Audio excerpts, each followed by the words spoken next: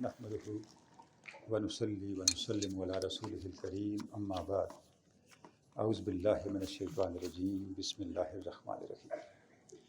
قابل صد احترام جناب سید خادم Hussain Shah Sahib, principal government higher secondary school Pind Hashim Khan, جناب ڈاکٹر حافظ طارق اعجاز صاحب، جناب حافظ قاری محمد الیاس صاحب، جناب عبدالباری صاحب، جناب تنویر حسین ایڈوکیٹ صاحب، اساتذہ کرام، قابل صد احترام زعماء، اراکین پی ٹی سی اور بہت ہی عزیز از جان طلباء،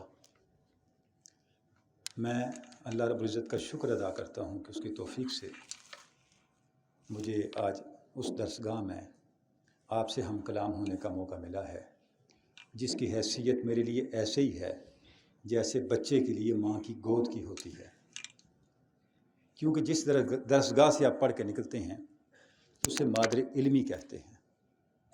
مادر علمی اس لیے کہتے ہیں عزیز طلباء کہ وہ درسگاہ آپ کی تربیت ماں کی طرح کرتی ہے۔ میں قبلہ شاہ صاحب کا بہت شکر گزار ہوں کہ انہوں نے مجھے یہ اعزاز بخشا، یہاں پہ آنے کا، اساتذہ سے ملنے کا اور آپ سے ہم کلام ہونے کا یہ موقع عطا کیا۔ جب میں یہاں بیٹھا تھا تو وہ ساری یادیں ذہن کے اندر تازہ ہو رہی تھیں جو ہم نے یہاں پہ طالب علمی کا وقت گزارا۔ تقریباً 9th کلاس تک مجھے یہاں پڑھنے کا موقع ملا۔ یہ وہ زمانہ تھا عزیز طلبہ جب یہاں نئی سائنس انٹروڈیوس ہو رہی تھی، سائنس کا سبجیکٹس متعارف ہو رہے تھے، تو سائنس کا انتظام نہ ہو سکا۔ قاضی عبدالرشید صاحب ہمارے استاد محترم تھے، بطور سائنس ٹیچر ان کی اپائنٹمنٹ ہوئی تھی، لیکن کوئی انتظامی معاملہ ہوگا جس کی وجہ سے سائنس کی کلاسز شروع نہ ہو سکی، تو ہمارا جو 9th کا سال تھا وہ اسی انتظار میں گزر گیا کہ ہم یہاں پہ سائنس کا آغاز ہوگا اور پھر ہم سائنس پڑھیں گے۔ تو جب 9th کا سال بھی گزر گیا تو پھر ہمیں جو ہے 10ویں میں ہم ہو گئے، 10ویں کلاس میں چلے گئے، اور تو پھر ہمیں یہ مشورہ دیا گیا کہ ہم سرائے نعمت خان چلے جائیں۔ تو ہم نے پھر سرائے نعمت خان میں جا کے 1 سال پڑھا، 10ویں کلاس کے اندر 1 سال میں ہم نے سائنس پڑھی صرف وہاں۔ تو لیکن وہ سارا زمانہ عزیز طلبہ جو ہم نے یہاں گزارا، بہت کچھ سیکھا۔ یہاں بزم ادب کے جلسے ہوتے تھے، ان میں ہم شرکت کرتے تھے، اساتذہ سے پڑھتے تھے، لائبریری سے پڑھتے تھے، اور جو بھی 1-2 لفظ کہنے ہمیں آتے ہیں یہ انہی سالوں کا ثمر ہے جو یہاں ہم نے گزارے، اور ہمارے جو شفیق اساتذہ تھے انہوں نے ہماری تربیت کی۔ اور لائبریری کا ذکر بھی حافظ طارق اعجاز صاحب فرما رہے تھے، تو لائبریری سے استفادے کا بھی موقع ملتا تھا، اور مجھے یہاں بیٹھے یاد آ رہا تھا کہ حضرت علی حجویر کی کتاب، داتا گنج بخش کی کتاب کشف المحجوب میں نے پہلی مرتبہ 8ویں کلاس کے اندر یہاں لائبریری سے لے کے پڑھی تھی۔ مولوی فیروز الدین کا ترجمہ تھا، جو شاید پہلے مترجم ہیں، انہوں نے پہلا ترجمہ کیا ہے کشف المحجوب کا، اور بہت سی کتابیں تھیں جو اس طالب علمی کے زمانے میں ہمیں یہاں سے پڑھنے کا موقع ملا۔ تو آج عزیز طلباء آپ بھی خوش نصیب ہیں کہ آپ اس درسگاہ میں بہت بڑے اور بہت شفیق اساتذہ سے علم حاصل کر رہے ہیں۔ ابھی ہم نے تلاوت کلام پاک سے لے کے جو آخری 6ٹھی کلاس کے بچے نے اسپیچ کی تھی اس تک طلباء کو سنا، ان کی اسپیچز سنی، ان کا کلام سنا، ان کی پرفارمنس بھی دیکھی۔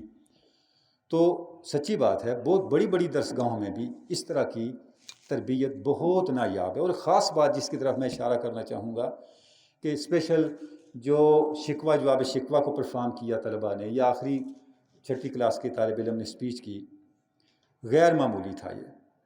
یعنی جس طرح شکوہ کے اشعار کا انتخاب کیا گیا، پھر اس کے جواب میں جواب شکوہ کے اشعار کا انتخاب کیا گیا، میں سمجھتا ہوں کہ ان اساتذہ کو خراج تحسین ہم پیش کرتے ہیں جنہوں نے اتنی دقت نظری کے ساتھ اور اتنی احتیاط کے ساتھ بچوں کو تیار کیا کہ جو شکوہ کا شعر تھا، بند تھا، اسی کے مقابل جواب شکوہ کا بند جو ہے وہ بچے پڑھ رہے تھے۔ اور جس بچے نے اسپیچ کی، ماشاءاللہ ابھی 6ٹھی کلاس میں اس نے اس طرح اسپیچ کی، تو ہمیں یقین ہے ایسے بچے جب اور آگے کلاسز میں جائیں گے تو یہ اور نکھریں گے اور چمکیں گے۔ اور جس شعر پہ اس بچے نے اپنی اسپیچ کو ختم کیا، ذرا نم ہو تو یہ مٹی بہت زرخیز ہے ساقی. میں کئی جگہ پہ گیا اور یہ شعر میں نے غلط سنا لوگوں سے. ذرا نام ہو تو یہ مٹی بڑی زرخیز ہے ساقی. اس بچے نے ماشاءاللہ درست پڑھا. اور یہ ٹریبیوٹ بھی ان کے اساتذہ کو جاتا ہے جنہوں نے اتنی احتیاط کے ساتھ طلبہ کو تیار کیا. اور پرنسپل صاحب کی خدمات تو ایسے ہی ہیں جیسے سب کانٹیننٹ کے لیے سر سید کی خدمات تھی کہ انہوں نے یہاں ایجوکیشن کا کلچر پیدا کیا. تو شاہ صاحب کے لیے ہمیں ہی نہیں اس پورے علاقے کو شکر گزار ہونا چاہیے کہ وہ اس درسگاہ کے معمار ہیں، وہ ہمارے مستقبل کے معمار ہیں. انہوں نے اسکول کو، یہ دیکھنے میں اسکول ہے، اس کو کالج اور یونیورسٹی کے ماحول تک پہنچا دیا ماشاءاللہ. پاکستان میں بہت سی یونیورسٹیاں ہیں جہاں آپ جا کے دیکھیں، پرائیویٹ یونیورسٹیز کی میں بات کر رہا ہوں، ان کو وہاں پہ آپ کو ایسا ماحول نہیں ملے گا جو یہ آپ کے ہائر سیکنڈری اسکول کے اندر جناب شاہ صاحب نے ماحول پیدا کر دیا. اپنے اس نے انتظام سے، اپنی کمٹمنٹ سے اور اپنی لگن سے، اپنے درد دل سے اور طلبہ کے ساتھ جو ان کی محبت ہے اس سے. تو ان کو ہم جتنا بھی خراج تحسین پیش کریں عزیز طلبہ وہ کم ہے. اور آپ کے لیے یہ خوش نصیبی کی بات ہے کہ آپ کو ایسے اساتذہ میسر ہیں جو والدین کی طرح درد دل رکھتے ہیں آپ کے مستقبل کے لیے، آپ کی تربیت کے لیے، آپ کو سنوارنے کے لیے، اخلاقی لحاظ سے، علمی لحاظ سے، آپ کی شخصیات کو نکھارنے کے لیے. جناب عبدالباری صاحب بالکل درست فرما رہے تھے کہ جس نظم و ضبط کا ہم یہاں مشاہدہ کر رہے ہیں اور طلبہ کی جو لگن کا مشاہدہ کر رہے ہیں اور ان کی جو کارکردگی ہے جو نظر آ رہی ہے اس کا مشاہدہ کر رہے ہیں، یہ سارا نتیجہ ہے اس خون جگر کو جلانے کا جو آپ کے اساتذہ عزیز طلبہ آپ کے لیے کر رہے ہیں. آپ کافی دیر سے بیٹھے ہیں، حافظ صاحب نے تھوڑا آپ کو فریش بھی کیا، تھوڑا حرکت پیدا کی. تو میں بہت تھوڑا وقت دوں گا تاکہ آپ کو بہت زیادہ دیر تک بیٹھنا نہ پڑے اور بہت زیادہ زحمت نہ اٹھانی پڑے. عزیز طلبہ، بہت سے اس عمر میں ذہن میں سوالات ہوتے ہیں بچوں کے ذہنوں کے اندر. آج ہمارا موضوع چونکہ صرف علامہ اقبال ہے، میں جہاں بھی جاتا ہوں، دنیا کے کم و بیش 8 ممالک میں گیا ہوں، پاکستان کا کوئی بڑا ادارہ نہیں ہوگا بیٹا جہاں میں نہ گیا ہوں علامہ اقبال کے لیے بات کرنے کے لیے. یونیورسٹیز کے اندر جو نیپا ہے، CSS کے افسر جہاں ٹریننگ لیتے ہیں، میں وہاں باقاعدہ جا کے پڑھاتا رہا ہوں. تو میرا طریقہ یہ ہے کہ جہاں بھی میں جاتا ہوں اپنے گفتگو کا کچھ حصہ میں ضرور رکھتا ہوں کہ بچے سوالات اگر پارٹیسپینٹ، بچے تو آپ ماشاءاللہ سامنے بیٹھے ہیں، پارٹیسپینٹ اگر کوئی سوال کرنا چاہیں تو وہ سوال ضرور کر سکیں. جب ہم اس زمانے میں تھے تو ہمارے ذہن میں بھی بہت سے سوالات ہوتے تھے. ایک عجیب بات ذہن میں آ گئی، میں آپ سے شیئر کر لوں. شاید 6 7ویں کی بات ہے، ہم انگریزی پڑھتے تھے تو جب ہم نے سیکھا کہ ہی شی اٹ کے ساتھ ہیز لگاتے ہیں اور باقی سب پروناؤنس کے ساتھ ہیو لگاتے ہیں، تو ایسے ہی بطور طالب علم کے میرے ذہن میں سوال آ گیا، یہ ہیز اور ہیو کا فرق کیا ہوتا ہے؟ کیوں ادھر ہیو لگا دیتے ہیں اور ہیز کیوں نہیں لگاتے اور وہاں ہیو کیوں لگاتے ہیں؟ اس زمانے میں ہمارے اساتذہ میں جو گرامر کی کتابیں ریکمینڈ کرتے تھے، آج کل کا کلچر کا مجھے نہیں پتہ، اس کا نام ہوتا پک می اپ، کتاب کا نام ہوتا تھا 1 2 3، اور اس کے مصنف تھے افضل انور مفتی. بہت بڑی ان کی کتابیں انگریزی گرامر کے اندر بڑی معروف ہیں اور بڑے اسٹوڈنٹ سے پڑھی ہیں. ہمارے زمانے میں تو بہت پڑھتے تھے. تو میں اچھا اس کتاب کے نیچے مصنف کا دستخط اپنا ایڈریس بھی ہوتا تھا. تو بچوں کے حالات تھے، میں نے خط ان کو لکھ دے مارا افضل انور مفتی صاحب کو کہ جناب ہمارے اساتذہ نے بتایا ہے کہ ہی شیٹ کے ساتھ ہیز لگاتے ہیں اور بقیہ کے ساتھ ہیو، تو ان کو ہم بدل کیوں نہیں سکتے؟ خط لکھ دیا، بھول گئے. تو ایک دن میں بیٹھا تو مجھے ہمارے جو استاد تھے کلاس ٹیچر، انہوں نے بلایا، بیٹا آپ کا خط آیا ہے. میں نے کہا اسکول میں کہاں خط آتا ہے؟ خط دیکھا تو وہ افضل انور مفتی صاحب کا جواب تھا میرے نام، جس میں انہوں نے وضاحت کی تھی. تو بچوں کے ذہن میں بہت سے سوالات ہوتے ہیں جو پوچھنا چاہتے ہیں. تو ساری باتوں کا تو بیٹا احاطہ نہیں ہو سکتا. علامہ اقبال کے والے سے چند بنیادی باتیں میں آپ کو ضرور کہنا چاہوں گا، اور اگر اس کے بعد کوئی کوئریز ہوں، کوئی سوالات ہوں، آپ کریں، اپنے اساتذہ کے ذریعے کر سکتے ہیں، اساتذہ سے کر سکتے ہیں، اب پوچھ سکتے ہیں، بعد میں پوچھ سکتے ہیں. ابھی بار بار ریسرچ کی بات ہوئی، آگے بڑھنے کی بات ہوئی، تحقیق کی بات ہوئی. اس پہ آپ کچھ آگے چلنا چاہیں، کسی بھی طرح کی علمی معاونت چاہیں، تو بیٹا آپ بلا تکلف کے ہم سے رابطہ کر سکتے ہیں. ہم اس کے لیے آپ کی پوری خدمت اور آپ کو پوری رہنمائی آپ کے لیے ہم حاضر ہوں گے. جو ضروری باتیں ہیں جو میں آپ سے کہنا چاہتا ہوں وہ یہ ہیں کہ علامہ اقبال ہمارے لیے کیوں ضروری ہیں، اور دوسری بات علامہ اقبال بنے کیسے. کچھ اشارہ حافظ پروفیسر طارق اعجاز صاحب نے بھی کیا. پہلے یہ بات کہ ہم علامہ اقبال کا ذکر کرتے ہی کیوں ہیں. بیٹا اس کی بڑی بنیادی وجہ ہے. وجہ یہ ہے کہ جس وقت آپ انسان کو دیکھتے ہیں، انسان نام ہے جسم اور روح کا. اگر انسان کے جسم سے روح نکل جائے تو پھر وہ صرف میت ہوتا ہے، پورا انسان نہیں ہوتا، میت رہ جاتی ہے. تو انسان تب کامل ہوتا ہے، چلتا پھرتا، جب اس کے اندر، جسم کے اندر روح بھی ہو. پاکستانی قوم ایک جسم ہے، اس کی روح علامہ اقبال ہے. سادہ تعارف آپ کو عرض کروں، پاکستانی قوم کے جسم کی روح علامہ اقبال کی تعلیم اور علامہ اقبال کی فکر ہے. یہ بات قائد اعظم نے کہی، یہ بات بانیان پاکستان نے کہی، یہ بات ان لوگوں نے اون کی جنہوں نے اس ملک کو بنایا تھا. وہ جسم جس کے اندر سے روح نکل جائے وہ لاش ہے، وہ میت ہے، وہ نہ گرو کر سکتا ہے، نہ آگے بڑھ سکتا ہے، نہ کوئی رول پلے کر سکتا ہے دنیا کے اندر. پاکستانی قوم نے اگر بطور قوم زندہ رہنا ہے تو بیٹا اس کا ایک طریقہ ہے کہ وہ علامہ اقبال کی سوچ کو سمجھے، فکر کو سمجھے، اور اس فکر کو آگے لے کے جانے کی کوشش کرے، اپنے آپ کو اس فکر پہ قائم کرنے کی کوشش کرے، اس فکر کو اپنے اندر اتارنے کی کوشش کرے. اور بیٹا دنیا کی بڑی بڑی قوموں نے علامہ اقبال سے یہ زندگی لی ہے. دنیا کا کون سا ملک ہے جہاں پہ علامہ اقبال پہ کام نہیں ہو رہا، لوگ علامہ اقبال کو پڑھ نہیں رہے.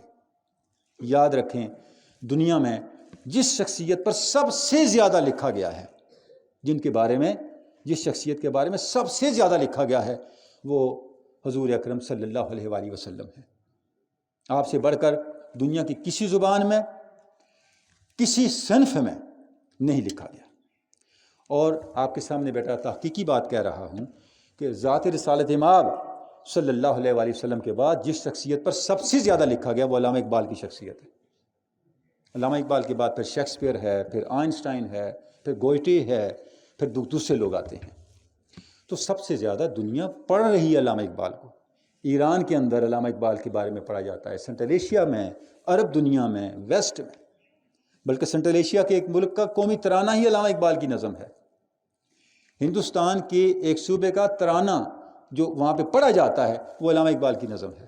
یعنی علامہ اقبال کے کلام اور نظموں کو لوگ قومی ترانے کے طور پہ پڑھتے ہیں. اور ایران کے اندر، میں 8 دفعہ ایران گیا ہوں، ایران کے اندر لوگوں کو اپنے شاعروں کا کلام اتنا نہیں یاد جتنا علامہ اقبال کا کلام یاد ہے. میرے ساتھ 1-2 پروفیسر بھی تھے، ہم ایک انٹرنیشنل کانفرنس میں ایران گئے. تو ہم جب ٹیکسی میں بیٹھے تو ہم جا رہے ہیں، ہماری باتوں سے اس نے اندازہ لگایا شاید یہ پاکستان سے آئے ہیں. تو اس ٹیکسی ڈرائیور نے کہا، آپ ایک فارسی میں کہا کہ آپ اقبال لاہوری کے ملک سے آئے ہیں. ہم نے کہا ہاں. وہ اقبال لاہوری کہتے ہیں.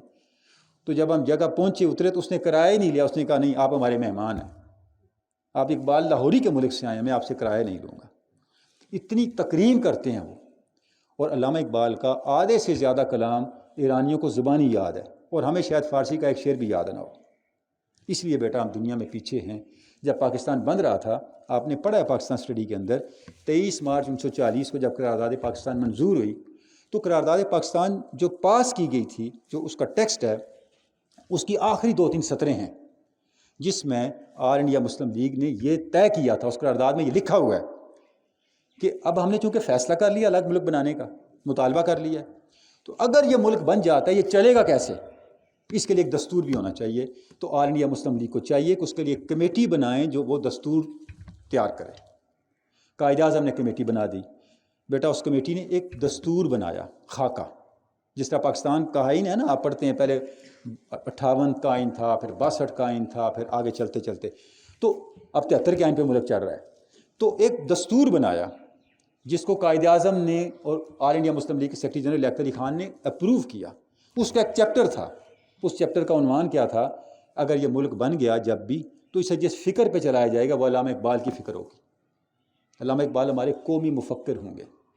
تو علامہ اقبال کی فکر کی یہ اہمیت ہے کہ یہ ہمارے لیے روح کی حیثیت رکھتا ہے. ہماری آنکھوں کی روشنی، قومی آنکھوں کی روشنی علامہ اقبال کی فکر ہے. تو اس لیے بیٹا ہم بار بار اقبال کا ذکر کرتے ہیں، اقبال کی فکر کو تازہ رکھنے کی کوشش کرتے ہیں، اور نئی نسل کو یہ بتانے کی کوشش کرتے ہیں کہ علامہ اقبال نے آپ کے لیے کیا کہا، اس ملک کو کیسے بنایا، اس ملک کے بارے میں کیسے سوچا، کیوں آپ کو شاہین کے طور پہ دیکھنا چاہتے ہیں، کیوں انہوں نے ایک الگ ملک بنانے کی بات کی، بطور قوم ہم کیا ہیں، بطور تہذیب کیا ہیں. تو جیسے جیسے آپ اگلی کلاسز میں جائیں گے تو آپ ان چیزوں کو جیسے جیسے پڑھتے جائیں گے تو یہ آپ کے فہم میں بھی بڑھے گا، آپ کے فہم کے اضافہ ہوگا، تو آپ کے اندر اس کی اہمیت مزید نکھرتی چلی جائے گی. تو ایک بات یہ ہو گئی کہ ہم علامہ اقبال کا ذکر کرتے کیوں ہیں. دوسری بات، علامہ اقبال بن کیسے گئے. بہت سے پہلو ہیں، بہت سے جو ہیں اس کی جہتیں ہیں، لیکن میں صرف اس وقت 3 باتیں آپ کے سامنے کرنا چاہوں گا. جن 3 چیزوں نے علامہ اقبال کو دنیا کی اتنی بڑی شخصیت بنا دیا کہ میں نے آپ کو بتایا کہ دنیا کی ہر زبان میں اقبال پہ لکھا جا رہا ہے. ہم نے بیٹا اقبال اکیڈمی کے اندر جو علامہ اقبال کے بارے میں تحقیقی ادارہ ہے، علامہ اقبال کے کلام کو، ان کی شاعری کو دنیا کی 30 زبانوں میں اس کا ترجمہ کروایا ہے. 30 زبانوں میں، پاکستان کی ساری زبانوں میں اس کا ترجمہ کروایا ہے. پشتو میں ہے، پنجابی میں ہے، بلوچی میں ہے، بلتستانی میں ہے، کھیواڑ میں ہے، کشمیری میں ہے، سندھی میں ہے، ہر زبان میں. حتیٰ کہ اب علامہ اقبال کے کچھ حصوں کا ترجمہ ہندکو زبان میں بھی ہے. بلکہ میں ایک چیز آپ کو موٹیویٹ کرنے کے لیے اور آپ کو ایک تحقیق کے اندر آگے بڑھنے کے لیے ایک حوصلہ افزائی کے حوالے سے بھی عرض کر دوں کہ بیٹا ہر سال علامہ اقبال پہ جو کتابیں لکھی جاتی ہیں، حکومت پاکستان اس پہ باقاعدہ ایک ایوارڈ دیتی ہے جس کو قومی صدارتی اقبال ایوارڈ کہتے ہیں. وہ صدر پاکستان کے ہاتھ سے دیا جاتا ہے، اس کو ہم سارا مینیج کرتے ہیں. وہ پاکستان کی ساری زبانوں کے اندر ہے. اور پچھلے 3 سال کے دوران میں نے کوشش کر کے اس میں الحمدللہ ہند کو زبان کو بھی شامل کروایا ہے. پہلے پاکستان کی دوسری زبانیں تھیں، اس میں پشتو تھی، پنجابی تھی، سندھی تھی، بلوچی تھی، براہوی تھی، بلتی تھی، بلتستان کی زبان. تو ہم نے کوشش کر کے کہ ہند کو زبان میں بھی اگر کوئی لکھے تو اس پر بھی صدر پاکستان کی طرف سے باقاعدہ اقبال ایوارڈ دیا جائے گا، اس کو ایکنالج کیا جائے گا. یعنی اتنا زیادہ علامہ اقبال کے اوپر کام ہو رہا ہے. تو اتنی مقبولیت ہو کیسے گئی؟ پہلی بات بیٹا جو آپ کے ساتھ بہت ریلیونٹ ہے اور اس کو آپ نے دل کے کانوں سے سننا ہے اور یہ سمجھ لیں کہ زندگی کے ضابطے کے طور پہ لے کے چلنا ہے. وہ کیا ہے؟ علامہ اقبال کی ذات کے اندر، ان کی شخصیت کے اندر اپنے والدین کا اور اپنے اساتذہ کا ادب ہے. میں پھر دہراتا ہوں، علامہ اقبال کے اندر ان کے والدین کا اور ان کے اساتذہ کا اتنا ادب ہے کہ آپ تصور نہیں کر سکتے. جس وقت علامہ اقبال کی شہرت پوری دنیا میں پھیل گئی تو تاج برطانیہ نے، آپ جانتے ہیں یہاں انگریز کی حکمرانی تھی، یہ فیصلہ کیا کہ علامہ اقبال کو سر کا خطاب دیا جائے. جو بڑے لوگ بیٹا ہوتے تھے علامہ اقبال کے انگریز کے زمانے میں، اب بھی وہ کرتے ہیں دنیا میں، اپنے ملک جہاں جہاں ان کی حکومت ہے، ان کو وہ ایک ٹائٹل دیتے تھے نائٹ ہوڈ کا، اور اس کے ساتھ پھر ایک تمغہ ملتا تھا، ایک سند ملتی تھی، اور پھر وہ لوگ اپنے نام کے ساتھ سر لکھتے تھے، جیسے سر سید احمد خان. یہ سر بہت بڑا ٹائٹل تھا اس وقت. اس کا مطلب کیا تھا کہ اس شخصیت نے غیر معمولی خدمات انجام دی ہیں. ویسے تو ہمارے کو سر کہتے ہیں نا، اپنے اساتذہ کو بھی سر کہتے ہیں، بڑے کو بھی سر کہتے ہیں، لیکن بطور ٹائٹل کے کسی کو سر کہنا، جیسے سر علی امام، سر سید احمد خان، سر امیر علی، تو یہ ایک ٹائٹل تھا بہت بڑا. تو علامہ اقبال کو انگریز حکومت نے یہ فیصلہ کیا کہ سر کا ٹائٹل دیا جائے. تو گورنر پنجاب کو تاج برطانیہ کی طرف سے حکم نامہ آیا کہ علامہ اقبال کو بلائیں اور انہیں یہ بتائیں کہ ہم انہیں سر کا خطاب دینا چاہتے ہیں. تو گورنر پنجاب نے علامہ اقبال کو گورنر ہاؤس میں بلا لیا. تو جب علامہ اقبال پہنچے تو بات چیت شروع ہوئی، تو انہوں نے کہا جی حکومت نے یہ فیصلہ کیا ہے کہ ہم آپ کو سر کا ٹائٹل دیں. تو علامہ اقبال نے کہا میں تو آپ کے سر کا خطاب نہیں لیتا، مجھے آپ کے سر کے خطاب کی ضرورت نہیں. تو وہ گورنر بڑا حیران ہوا. دیکھیں بیٹا یہاں ایک بچہ سپیچ کر رہا ہے اور سپیچ کے دوران ہم میں سے کھڑے ہو جائیں کیونکہ بہت بیٹا آپ نے اچھی سپیچ کی، یہ میں آپ کو 100 روپے کا انعام دیتا ہوں. وہ کہ جی میں تو انعام لیتا ہی نہیں. عجیب بات ہوگی نا. تو یعنی وہ اتنا بڑا ہو گیا کہ اسے اپنے بڑوں کے انعام کی ضرورت ہی نہیں. تو وہ گورنر بڑا حیران ہوا کہ ہم آپ کو سر کا خطاب دینا چاہتے ہیں. لوگ تو اس کے لیے محنتیں کرتے ہیں، زندگی ساری محنتیں کرتے ہیں کہ ہمیں کوئی ٹائٹل ملے، کوئی انعام ملے، اور آپ کہتے ہیں مجھے انعام نہیں چاہیے. تو بہرحال علامہ نے وجوہات بتائیں. بڑی ایک وجہ یہ تھی چونکہ آپ میری قوم پہ قبضہ کر کے بیٹھے ہوئے ہیں، میں کیسے آپ سے سر کا ٹائٹل لے لوں؟ تو میں تو آپ کے خلاف شاعری کرتا ہوں اور آپ اس سے سر کا ٹائٹل لے لوں. تو انگریز نے کہا جی ہم نے فیصلہ کر لیا ہے، تمہاری بڑی بدنامی ہوگی، آپ مہربانی کریں اس خطاب کو قبول کریں. تو علامہ اقبال نے کہا ٹھیک ہے لیکن میری ایک شرط ہے. انہوں نے کہا وہ کیا شرط ہے؟ انہوں نے کہا اب بیٹا بڑے غور سے سنیں. علامہ اقبال نے کہا شرط یہ ہے آپ پہلے میرے استاد کو سر کا خطاب دیں، میں بعد میں سر کا خطاب لوں گا. وہ بڑا انگریز بڑا حیران ہوا. اس نے کہا جی آپ کے استاد کون ہیں؟ انہوں نے کہا میرے استاد ہیں مولوی میر حسن، مولوی سید میر حسن. تو وہ گورنر نے کہا جی آپ کی زبان سے استاد کا نام سن رہے ہیں، ہم نے تو زندگی بھر ان کا کبھی نام ہی نہیں سنا، یہ کہاں رہتے ہیں، انہوں نے کیا کیا؟ آپ نے تو اتنی کتابیں لکھی ہیں، اتنی شاعری کی ہے، دنیا بھر میں آپ کا نام ہے، آپ کے استاد نے کوئی کتاب لکھی ہے؟ اب دیکھیں علامہ اقبال نے جواب کیا دیا. علامہ اقبال نے فرمایا آپ نے میرے استاد کی کتاب نہیں دیکھی، میں ہوں اپنی استاد کی کتاب آپ کے سامنے کھڑا ہوں. گورنر چپ ہو گیا. اب علامہ اقبال نے کہا میری دوسری شرط بھی ہے. وہ کیا؟ انہوں نے کہا میرے استاد گورنر ہاؤس نہیں آئیں گے، آپ نے میرے استاد کو سر کا ٹائٹل دینے کے لیے سیالکوٹ جانا ہوگا. انگریز نے یہ بھی قبول کیا. بیٹا اس زمانے میں عام لوگوں کو سر کا ٹائٹل ملتا تھا اور جو دینی لوگ ہوتے تھے ان کو شمس العلماء کا ٹائٹل ملتا تھا. جیسے آپ پڑھتے ہیں نا ڈپٹی نذیر احمد، ان کی تحریریں آپ میٹرک میں ایف اے میں پڑھتے ہیں، ان کو شمس العلماء کا ٹائٹل ملا ہوا تھا. تو انگریز نے مولوی میر حسن کو پہلے شمس العلماء کا ٹائٹل دیا اور اپنا بندہ سیالکوٹ بھیجا، اور مولوی میر حسن کو شمس العلماء کا خطاب دیا گیا. حالانکہ انہوں نے ایک صفحہ بھی نہیں لکھا ہوا، ایک سطر بھی نہیں لکھی، صرف علامہ اقبال کے کہنے پہ. اس کے بعد علامہ اقبال نے خطاب قبول کیا. علامہ اقبال سیالکوٹ گئے تو جہاں رہتے تھے وہاں جب سیالکوٹ جاتے تھے سارے دوست اکٹھے ہو جاتے تھے، گپ شپ لگا رہے تھے. اتنے میں مولوی صاحب آ گئے، دیکھا سامنے سے مولوی میر حسن آ رہے ہیں، علامہ وہیں کھڑے ہو گئے. جب مولوی صاحب قریب آئے پیچھے ہاتھ باندھ کے چل پڑے اور جلدی میں جوتی نہیں پہنی، جوتی پہننی یاد نہیں، ننگے پاؤں استاد کے ساتھ جا رہے ہیں. حتیٰ کہ جہاں پہنچے استاد صاحب گھر میں داخل ہوئے تو واپس آئے. اقبال کو اسی سید کے گھر سے فیض پہنچا ہے، جو کوئی کچھ بن کے نکلا اسی گھر سے بن کے نکلا. یہ ٹریبیوٹ اپنے استاد کو علامہ اقبال نے پیش کیا. تو اساتذہ کا جتنا ادب ہے علامہ اقبال کے ہیں، اور اپنے والد گرامی کا کتنا ادب. جب والد گرامی کا انتقال ہوا تو کیا شیخ نور محمد کا، تو علامہ اقبال نے کہا آج میرے مرشد کا انتقال ہوا ہے، مرشد اقبال کا انتقال ہوا ہے. تو عزیز طلبہ، زندگی کے اندر آپ کے راستے کی دیواریں دروازے بن جائیں گے اگر آپ نے اپنے استاد کا اور اپنے والدین کا ادب کیا. بیٹا بہت سی باتیں کتابوں سے نہیں ملتی، بہت سی باتیں محنت سے نہیں ملتی، بہت سی باتیں آپ کی کوششوں سے نہیں ملتی، وہ صرف اللہ کے فضل سے ملتی ہیں. اور اللہ کا فضل ان پہ آتا ہے جو مؤدب ہوتے ہیں، جو اپنے استاد کا ادب کرتے ہیں، جو اپنے والدین کا ادب کرتے ہیں. تو پہلی بات علامہ اقبال کی زندگی کی یہ ہے جسے ہم نے کبھی نہیں بھولنا. اور دوسری جو علامہ اقبال کی شخصیت کے اندر اہم بات ہے وہ کیا ہے؟ وہ حضور اکرم صلی اللہ علیہ وآلہ وسلم کی ذات پاک اور قرآن مجید کے ساتھ علامہ اقبال کا عشق ہے. اتنا عشق ہے کہ علامہ اقبال نے جو شاعری کی وہ صرف اور صرف قرآن مجید کو بیان کرنے کے لیے کی. علامہ اقبال کا کلام آپ کھولیں، کہیں سے بیٹا کھولیں، اس جگہ پہ جس جگہ سے علامہ کے کلیات کو کھولیں، اردو ہو یا فارسی ہو، وہاں پہ آپ کو ایک دو شعر ایسے ضرور مل جائیں گے جو ڈائریکٹ قرآن مجید کی کسی آیت کی طرف اشارہ کرتے ہوں گے. اور خود علامہ اقبال نے بیٹا جب لکھی پہلی کتاب علامہ اقبال کی 1913 میں چھپی جو فارسی زبان کے اندر تھی، میں شاعری کی بات کر رہا ہوں. نثر کی کتاب تو علامہ اقبال نے 22-23 سال کی عمر میں لکھی، اور وہ اکنامکس کے بارے میں تھی، یورپ جانے سے پہلے لکھی. ابھی علامہ یورپ نہیں گئے پی ایچ ڈی کرنے کے لیے، 1902-03 میں. دیکھیں کتنا جینیس انسان تھا وہ. 1902-03 میں علامہ اقبال نے اکنامکس پہ کتاب لکھی جو اردو زبان میں اکنامکس پہ پہلی کتاب ہے. اس سے پہلے اردو زبان میں کوئی اکنامکس پہ باقاعدہ کتاب نہیں تھی. تو جو شاعری علامہ کی چھپی، تو علامہ کی پہلی شاعری چھپی 1913 کے اندر، وہ فارسی زبان کے اندر ہے. اس کے اندر آخری نظم ہے حضور اکرم صلی اللہ علیہ وسلم کی شان میں.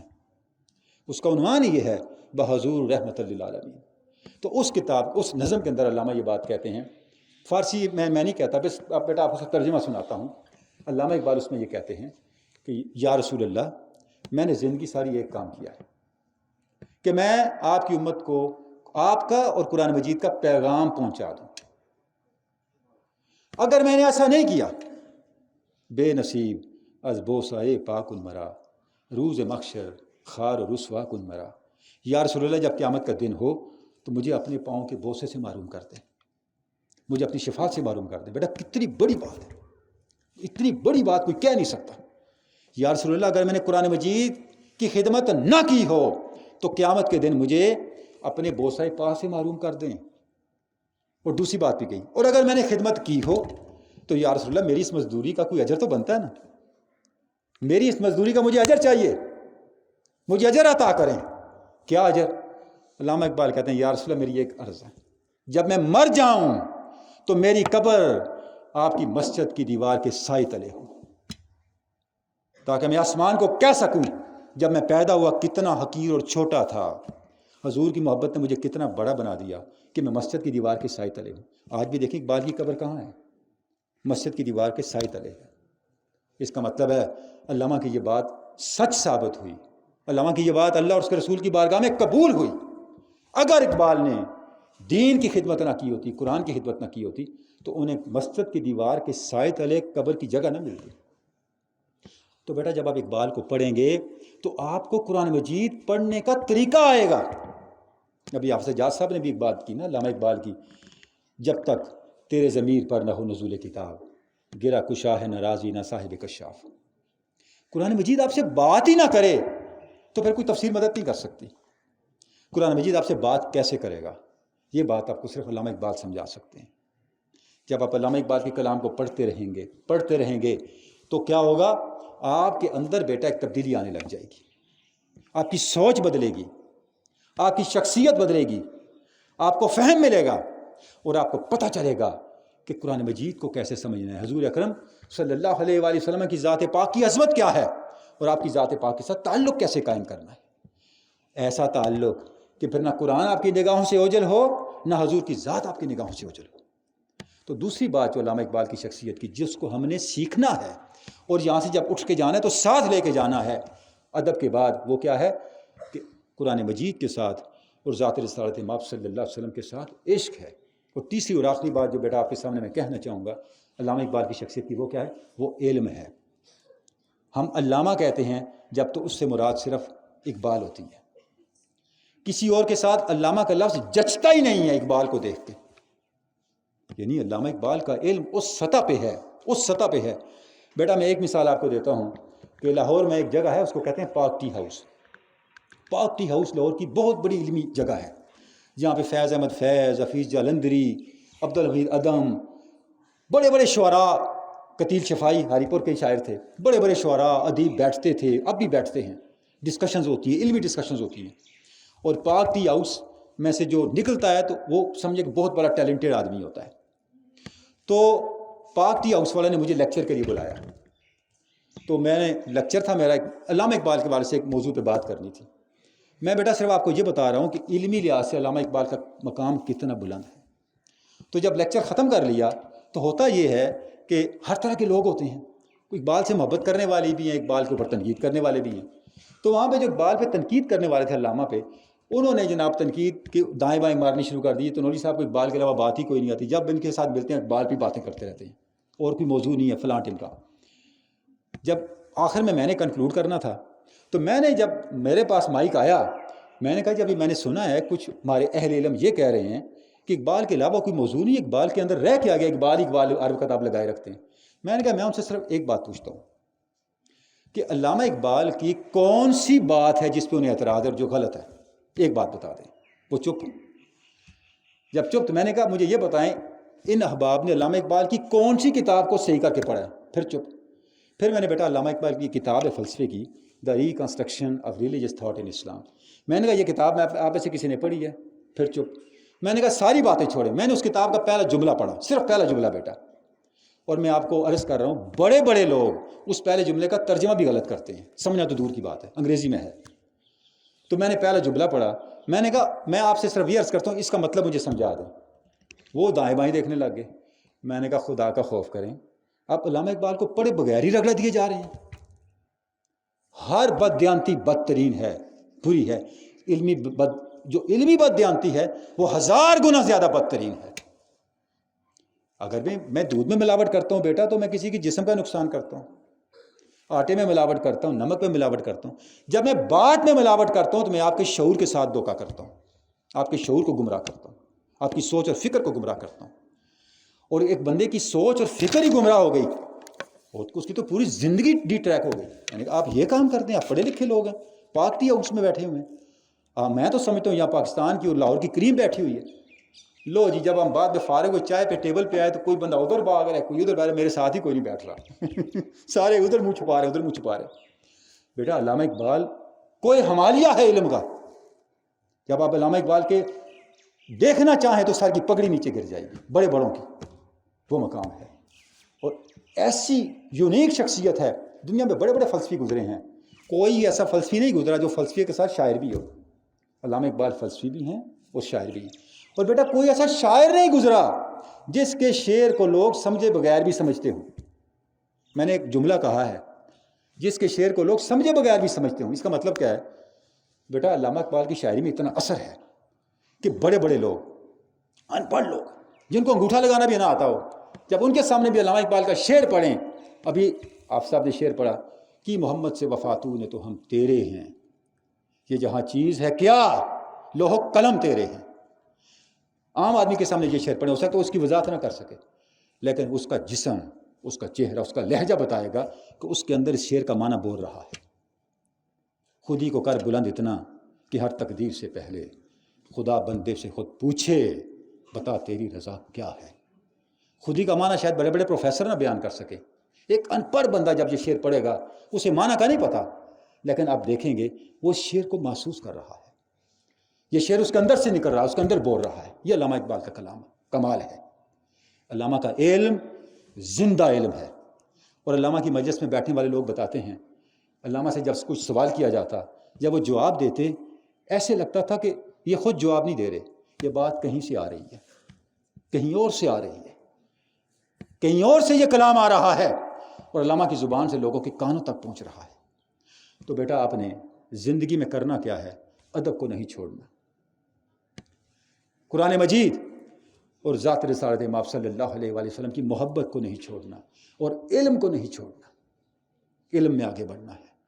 اور اقبال کو, علامہ اقبال کی فکر کو, علامہ اقبال کی شخصیت کو اپنے مطالعے کا, اپنے معمولات کا حصہ رکھنا ہے. اقبال مندی آپ کے قدم چومے گی. یہ بات مت بھولیے گا, ہماری اقبال مندی صرف اقبال کے ساتھ ہے. بطور پاکستانی کو اقبال مندی کہتے ہیں خوش نصیبی کو, گڈ لک کو, گڈ فارچون کو.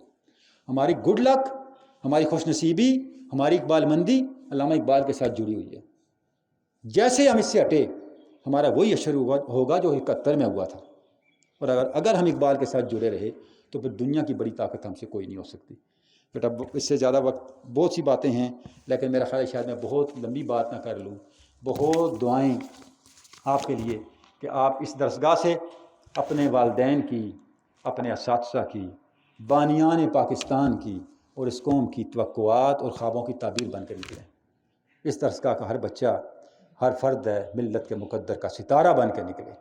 اور بہت شکریہ میں ادا کرتا ہوں, سپاس گزار ہوں جناب پرنسپل صاحب کا, اساتذہ کا, جنہوں نے مجھے اتنا اعزاز بخشا, اتنی عزت دی کہ اپنی مادر علمی میں, اپنی درسگاہ میں آ کے آپ سے بات کرنے کا. ورنہ سچی بات ہے, اس درسگاہ کا مقام مرتبہ ہمارے دل میں یہ ہے, یہاں کہ ہم کوئی خدمت بھی کریں, کوئی پتھر لگا لیں, کوئی کرسی سیدھی کر لیں, وہ بھی میرے لیے اعزاز کی بات ہے. کیونکہ اس درسگاہ کے احسانات ہیں, آج ہم یہ بات کر رہے ہیں. اگر ہم نے اس درسگاہ میں وقت نہ گزارا ہوتا, اچھے اساتذہ سے نہ سیکھا ہوتا, تو پتہ نہیں ہمارا کیا حال ہوتا. اللہ رب العزت آپ سب کو بہت کامیابیوں سے نوازے. بہت بہت شکریہ.